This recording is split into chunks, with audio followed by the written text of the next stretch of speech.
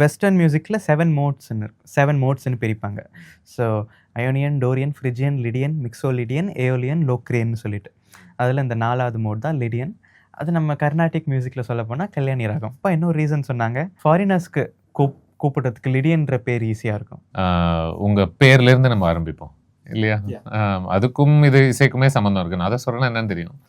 லிடியன்னா என்னன்னு கொஞ்சம் சொல்லிடுங்க. ஸோ நான் பிறக்கிறதுக்கு ஒரு 2-3 நாள் முன்னாடி அப்பா மியூசிக் தியரி கிளாஸில் லிடியன் மோட் ஸ்கேல் பற்றி படிச்சுட்டு இருந்தாங்க. It's a musical name, it's a Greek name. So western மியூசிக்கில் 7 மோட்ஸ்ன்னு பிரிப்பாங்க. So Ionian, Dorian, Phrygian, Lydian, Mixolydian, Aeolian, லோக்ரேன்னு சொல்லிட்டு. அதில் இந்த 4வது மோட் தான் லிடியன். அது நம்ம கர்நாடிக் மியூசிக்கில் சொல்ல போனால் கல்யாணி ராகம். ஸோ அமிர்தவர்ஷினி ராகம் அண்ட் கல்யாணி ராகம் அது kind of connected. So as we are siblings, so Lydian Nadhaswaram and Amritavarshini வச்சுட்டாங்க. அண்ட் அப்பா இன்னொரு ரீசன் சொன்னாங்க, என்னென்னா ஃபாரினர்ஸ்க்கு கூப்பிடுறதுக்கு லிடியன்ற பேர் ஈஸியாக இருக்கும்.